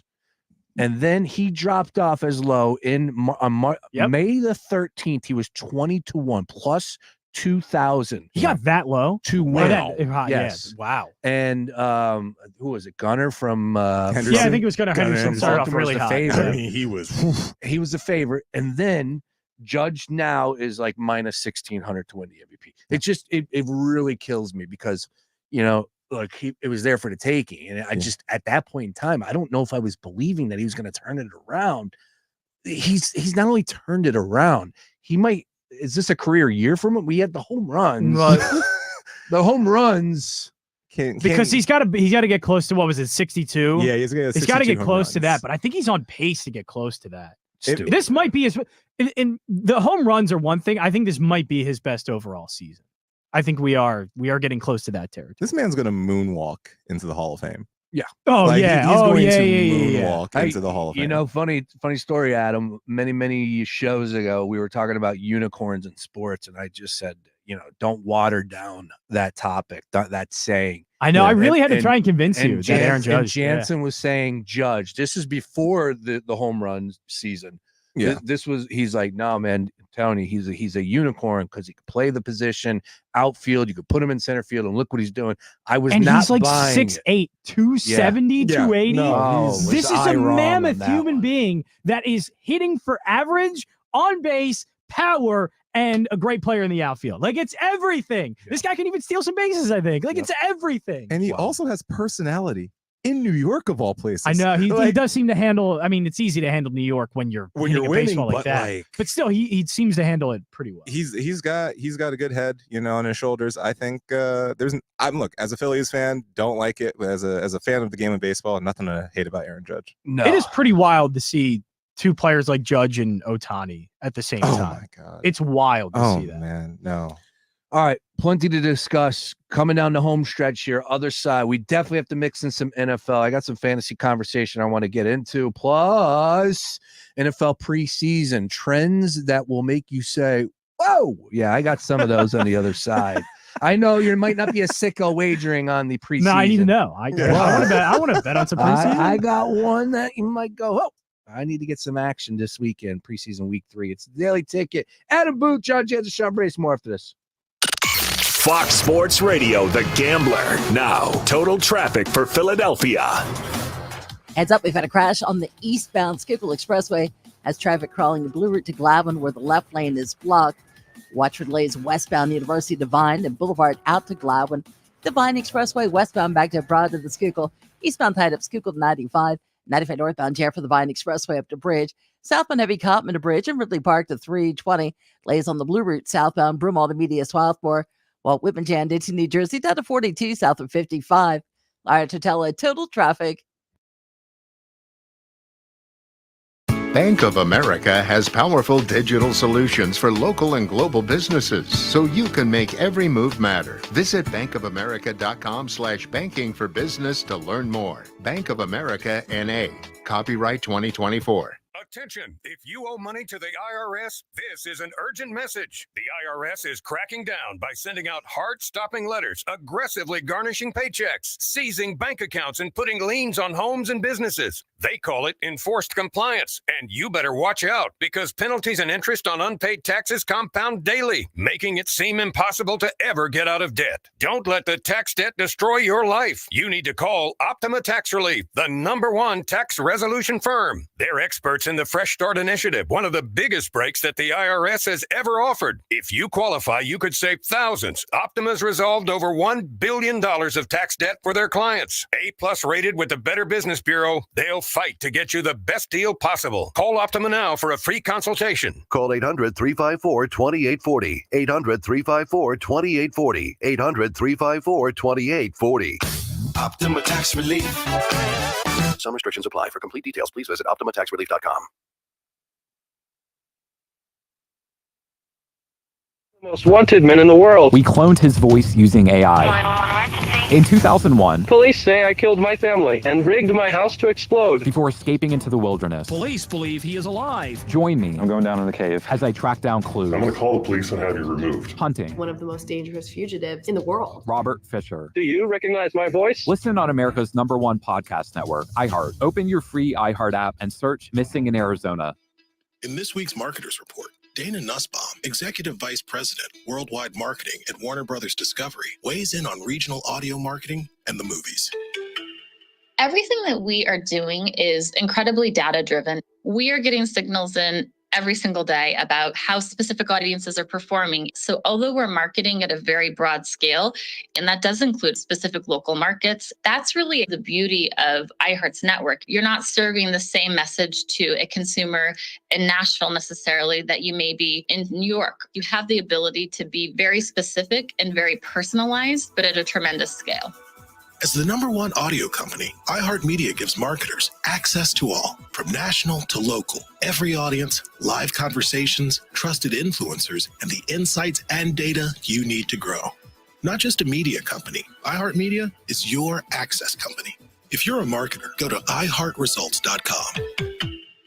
What's that sound? That's the sound of Downy Unstoppable scent beads going into your washing machine and giving your clothes freshness that lasts all day long. There it is again. It's like music to your ears, or more like music to your nose. That freshness is irresistible. Let's get a Downy Unstoppables bottle shake.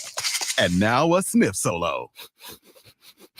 Nice. With Downy Unstoppables, you just toss, wash, wow, for all-day freshness. This is the famous footwear that makes us actually want to go back to school. With the newest styles from all your favorite brands like Nike, Adidas, Crocs, Converse, New Balance, Birkenstock, and more. You'll find everything kids want, all at prices parents can appreciate. Because you don't have to overspend to make it famous. Famous Footwear even has fit experts in store to make sure you get the right size every time. So for the perfect fit, make it famous. Plus, right now, buy one, get one half off when you shop your local Famous Footwear or famous.com. Some exclusions apply. Hey, man, you all right? Need me to call 911? No, call Top Dog Law. Get top dollar for your accident at topdoglaw.com. Once again, that's topdoglaw.com. It's the Daily Ticket with Sean Brace, 3 to 6 p.m. Monday to Friday. Roy Burton, he covers all things fantasy for us here on The Gambler, at the BS Line on socials. Game Time Decision. Let's bring it to our backyard. Saquon Barkley, new faces, new places. What are our expectations with Saquon Barkley? Yeah, no, I think this is going to be a really good year for Saquon Barkley. Like I'm almost trying to talk myself out of this because I think there might be some ego bias there, but this is the best offensive line Saquon Barkley's ever played, with. It's the best collection of talent he's played around. Like this team should live in the red zone. Saquon Barkley is a fantastic running back, and you put him behind the Lane Johnsons and the guys that we have on our offensive line. I mean, like this guy should have. I don't see any way how he doesn't have double-digit rushing touchdowns. Connect with the Gambler at Fox PHL Gambler on Facebook, Twitter, and Instagram. Hey, if you're listening to me right now, I have one thing every business needs most: attention. Think about it. We swipe and scroll past stuff all day. But when we're driving, cooking, and working out, we're also listening. That's the magic of audio at iHeart. We're in your next customer's ears while they're living life and listening, just like you are right now. So get your customers to listen up today using radio, digital, and podcasts. Visit iHeartAdvertising.com. That's iHeartAdvertising.com. Stay tuned to Fox PHL The Gambler for the latest CEOs you should know. Greg Karen, I'm the president and CEO of the Philadelphia Convention and Visitors Bureau. Comcast Business, powering possibilities. They say to make yourself indispensable at work. So I developed a digital catering solution that only I can operate.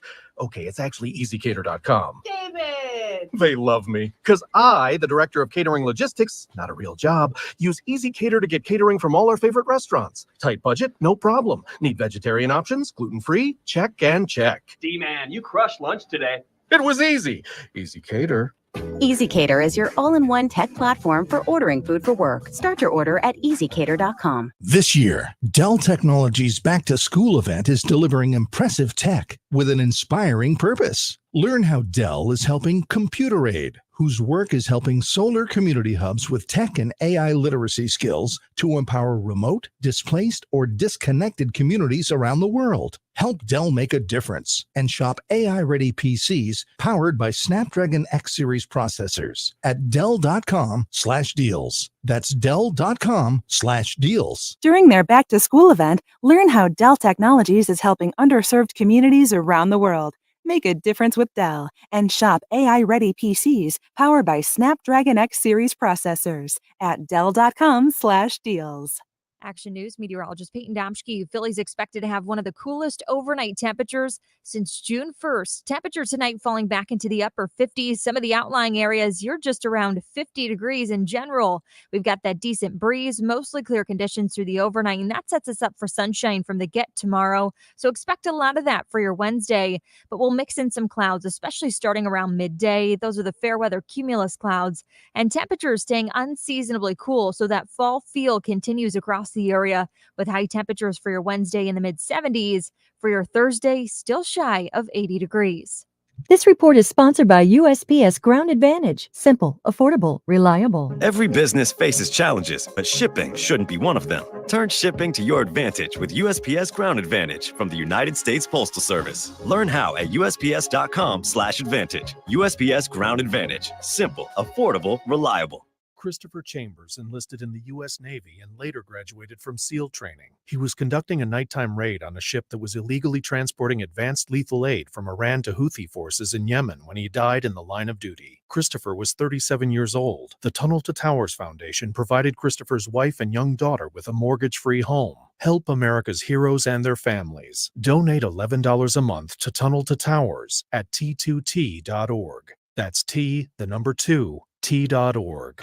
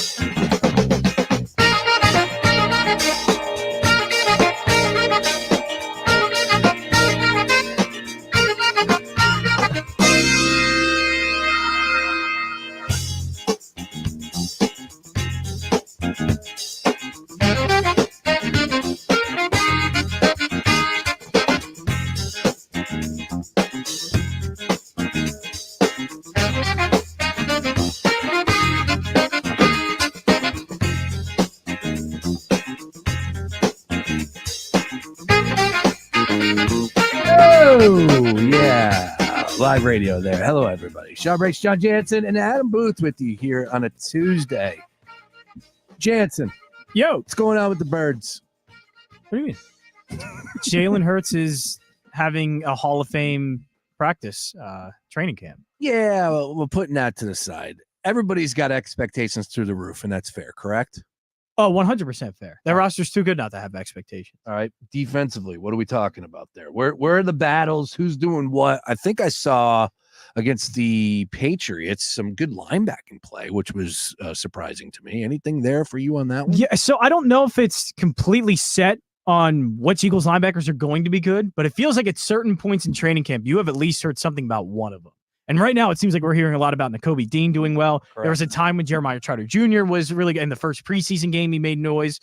So it just seems like that. I haven't heard much about Devin White, but if we haven't been hearing out of him, that might be a good thing because he's not making terrible plays. Mm-hmm. It just seems like there's something there that they can at least put out there that can work. I don't know if it's going to be great, but it might just be good enough. And the fact that we've been hearing some good things about some of the younger linebackers is great. I like where the defense is at. I just think everybody's underrating how good Bryce Huff is just because he's not Hassan Reddick. I think underrating how good Jalen Carter is just because he wasn't good in the back half of the season. He's still an elite talent. And I think Vic Fangio can get, I think squeeze out all the talent he can out of most of these guys. They have a first-round cornerback that's going to be starting on outside in Quinyon Mitchell. Darius Slay's still a really good defensive back. It seems like they're figuring out something with safety. C.J. Gardner-Johnson's going to be good. I think Cooper DeJean's going to be good, and you can fit those guys in the slot too. Avonte Maddox has been looking good. Safety slot. Kind of they've been converting him, moving him around a lot. James Bradbury has been okay as a safety. There were some plays I liked. There were some plays that he did look completely lost at safety, one of them being the Drake May RPO. But it seems like they can figure things out. And with a veteran defensive coordinator leading the way there, I think it's at least a top 15 defense. And if they can create turnovers and Vic Fangio can help them create some turnovers and they win plays just based off his scheme alone, I think that's good enough for how great of an offense you have. So I like the position they're in defensively. No, look, and that's where it comes down to for me. And I know secondary will be a little bit improved this year, and that's the hope. But it comes down to those linebackers. Yeah, I just want it to be remembered that the Eagles weren't the best defense in the league when they won the Super Bowl. Yeah, but they were pretty damn good. They were average, but what they were getting was turnovers and getting to the quarterback. They were. Yeah. A couple of years ago, they were in that Super Bowl year that they won. I mean, with Jim Schwartz. No. When they got to the Super Bowl, they broke a record for sacks. Yes, when they got to the Super Bowl a couple of years ago, yes, they broke this. They were great. Correct. But even in 2017, they were okay. It's not like they were a bad pass rushing team. But that wasn't a great defense whatsoever. That was an average top 15, maybe it's close to top 10 defense. But they were creating turnovers a lot, and that's what happened in the NFC Championship game. They got a turnover even in the Super Bowl with the fumble against Tom Brady. Turnovers is the biggest thing, and it's the hardest thing to predict with the defense, but that's the biggest thing. So as long as the Eagles aren't getting gashed the way that they were last year, I think that Vic Fangio can get them in position to create some turnovers, to be disruptive. And as long as they are disruptive, again, with that offense, more opportunities to me is better than giving up some yards every once in a while. To me, it's, can you get the turnovers? Can you give your offense more opportunities? Because if your offense has more opportunities, you're probably going to win, and your offense is going to be better than your opposing offense. I love the position they're in because of that. Vic Fangio is a great addition.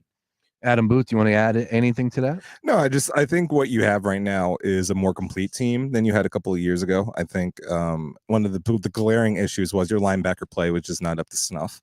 And hopefully with the additions we had so far, what we've seen so far, if you can give your defensive line a little bit of backing, because that's literally what their purpose is.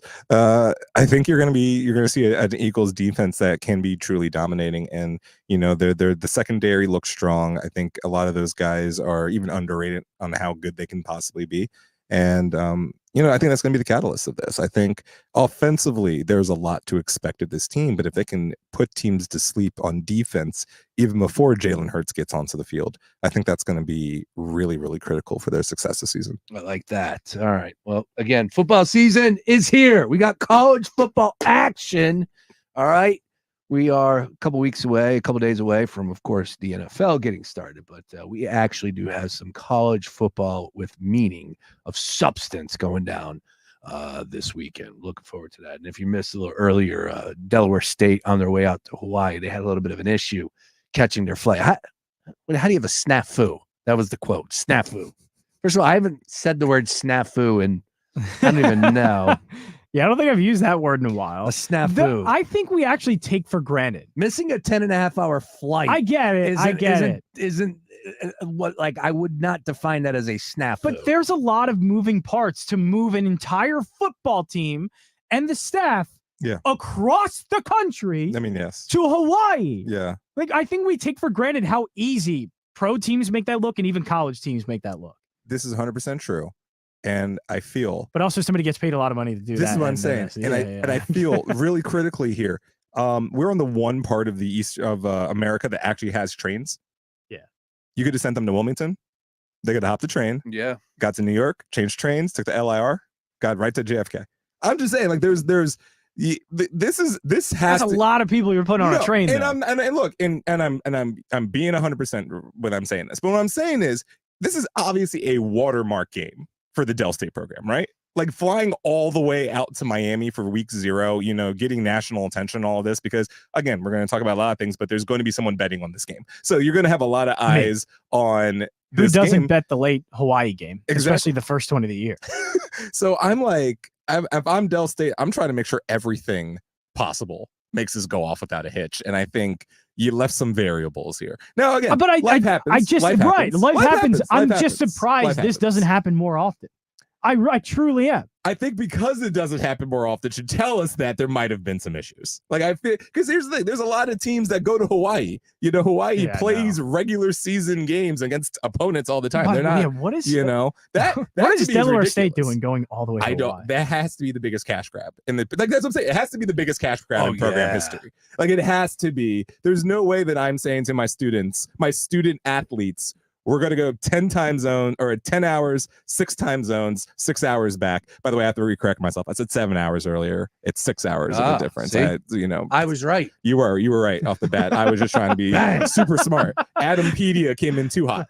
But yeah, I'm just saying, like, there got to be some I's dotted and some T's crossed here where this wasn't going to happen, or mitigate the possibility of this happening, Well, we'll keep you up to date on that one. Again, 38.5 on DraftKings Sportsbook. But have you ever really thought about that the Phillies have to move so many different places? Yeah. 162 games. Yeah, but they're on private flights. At home. I get them, but it's still hard to figure out. But you have it's hard to do. that get paid 6 figures to handle I know. this. They get a lot. They get paid a lot. But that's not an easy schedule to just make. Couldn't do that. I could barely make a schedule just off of my daily routine, let alone trying to schedule all of these buses and planes and everything for how many whatever people. I think we're burying the lead here. Who made the phone call first?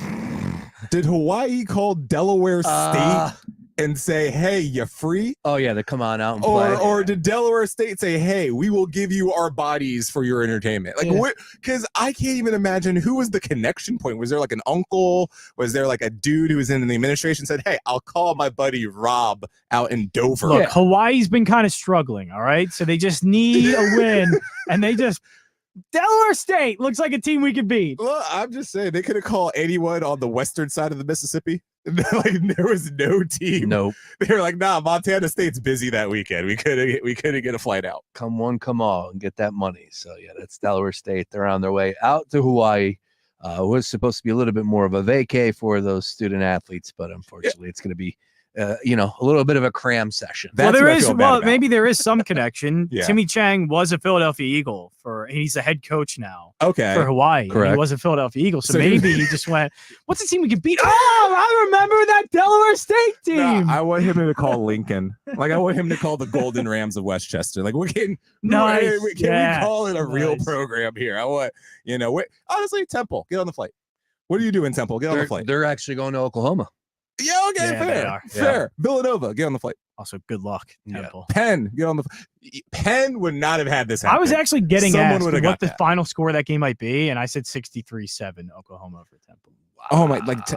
Temple is going to, if there's a promotion and relegation in college football, Temple would be sent down after this game. Well, I don't want that because also my East Carolina Pirates are probably right there. Look, as a person, the bottom half of the American Athletic Conference isn't. It's scary. Nothing great about it. That's it's a horror pretty show. bad. That's it's horror show. It's gruesome. Look, it's terrible. It's hard to watch, but I love it. It low-key makes me okay with not having a football program at all at St. Joe's. We decided after 1939, we were like, we're good. We're good. Just stick to lacrosse and field hockey. We'll do what we do. I think best Villanova would be able to beat Temple this year. Hey, Cats opening up the season coming up here. Villanova's on good. Is it the 29th? What is it? 29th. The 29th. It's a Thursday night. And they're taking on Youngstown State. It's a top 25 matchup.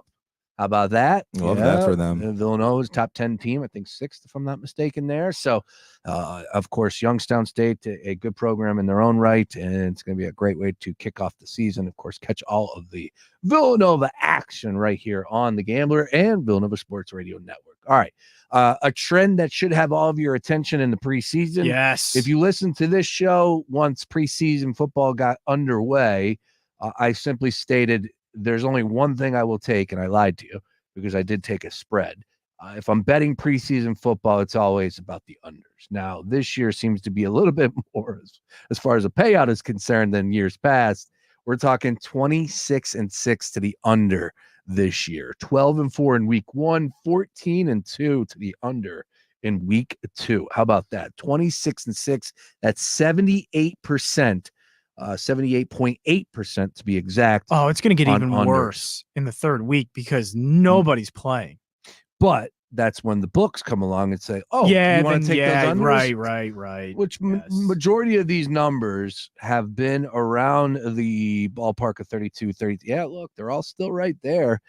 Yeah, if you're going into this weekend and thinking, well, we're going to see a change of action. You're seeing a lot of third-string quarterbacks. I would third, not, fourth-string quarterbacks, yep. Yeah, I'm not taking the over in any of those. I suggest that you don't either.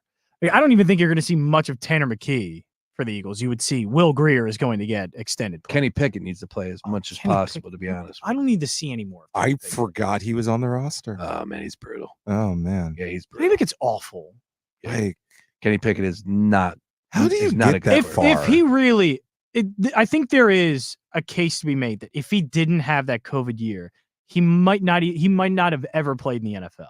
What happened? There's a in the good COVID chance year? Because the COVID years when he had Jordan Addison and he put up 30, 40 touchdowns, and he was incredible. The numbers before that, though, he was an awful, but they quarterback. won. They won a. Didn't they win? Didn't they? Yeah, they won. They did great things. Oh yeah. I think they won the ACC that year. I want to say that, which is an accomplishment. It's amazing. I get that, but he was awful the years before that. He had one good year. It was a very fluky year in which he had probably the best wide receiver in college football in Jordan Addison. This guy likely would have been in a spring football league. Yeah. And not even the NFL. And he had that one, truly, look at Kenny Pickett's numbers before that 1 year. He was bad. He could have been a fine member of the Soul. There you go. Oh, yeah. I actually miss this. They're back. I just don't know. No. Oh, no. That went away. That went away quickly. again? Yeah. I saw the new logo. Oh, you said that again? Oh, no. The league in general. I hate that we broke the news to him that the Soul are gone again. You're going to tell me that Backyard Baseball did an okie doke on me today. Oh, no, they're not coming back. That's coming back. Yeah, that's absolutely. Why did we lead the show with that? That's enough right there. My God. Backyard Baseball? Backyard Baseball. I think it's called Backyard Sports in general. Coming back. I hope they do. Because I didn't like Backyard Baseball. It's not my favorite, actually. No, my favorite was football. Honestly, I was a Backyard Soccer guy because nice. Of course. Because duh. But I mean, look, man, hit me with the mighty Wombats. Backyard football was a ton of fun. On the GameCube, it was a great game. I did not mess with that game at all. What are you doing? You were probably too, it was a kid's that was game. out of your demo. It was really a kid's That was game. definitely out of your So demo. Kenny Pickett's numbers before that 1 year. 59% completion percentage in his first year, 58 the next, 61.6, 61.1. His highest touchdown total was 13. And then he had a huge jump, 42 touchdowns the final year and 7 interceptions. He was a bad quarterback. It's like Chris Davis. He's not even on the radar of any NFL team. He's a legend, Chris Davis. Chris Davis, yeah, that's Chris Davis numbers right there. That's what that is. All right, fantastic stuff across the board. Adam Booth, always a pleasure. What do you got to plug, Adam, before you get out of here, sir? Everyone's favorite Frisbee team, the Philadelphia Phoenix. We start up again next year. But if you want to do camps, and we actually have a youth intramural league that we're playing out in America's third best hometown, Chesterbrook, Pennsylvania. So if you want to come out and be with the pros, we got you. And the Union, just go hang out with the Union. That's right. Union. X's in the U's is next. I got something to plug too. What do you got? I'm a movie critic now. Are you? Yeah. Oh my! I'm doing movie reviews for Movie John at Movie John. At you wanna Movie John. Oh, I'm on. Is that a Philadelphia thing? That is. I would No, hope. it is based in Philadelphia, but it's like a whole thing. MovieJohn.com. Yeah. Yo, I want to see Beetlejuice with you. Do not go see it without me. You want to go? I'm Yes. absolutely in. It All right. looks really good. Well, we're not I can't going wait. on that Friday because that's when the Eagles open up. Oh, okay. All right. Why, we got something to do that Friday? What's going on? And the What's going U on is that Friday? next. Matty G, Sebastian with 2, and more Adam Booth. Everybody have yourself a wonderful day. Go Phils. Talk to you tomorrow.